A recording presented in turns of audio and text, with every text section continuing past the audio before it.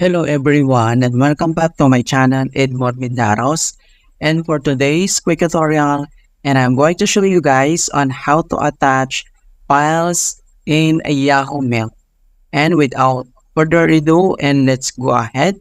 So all you have to do is to open up on any browser and log in your account.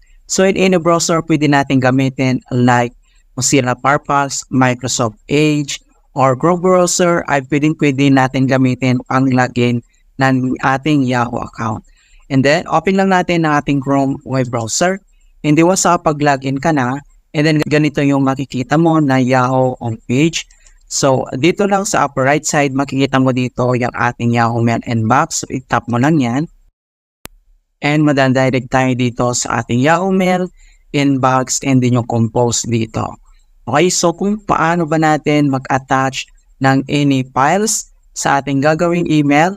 So, dito lang sa left side video. So, makikita mo dito yung compose. So, itap mo lang yan.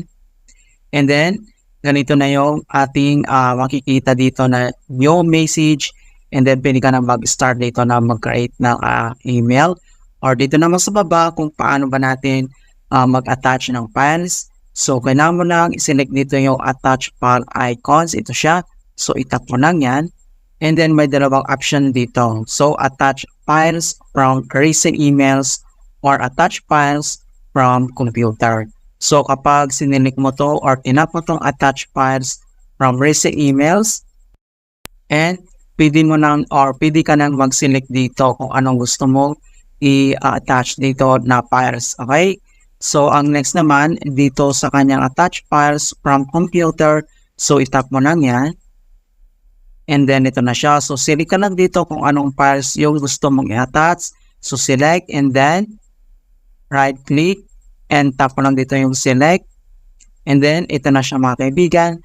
Makikita mo na dito yung ating image na files na in-attach natin. Right? So, ganun lang po kasimple on how to attach files to an email in a Yahoo Webmail. And please don't forget to like this video, subscribe to my channel for more quality content. Thank you guys and see you in my next tutorial.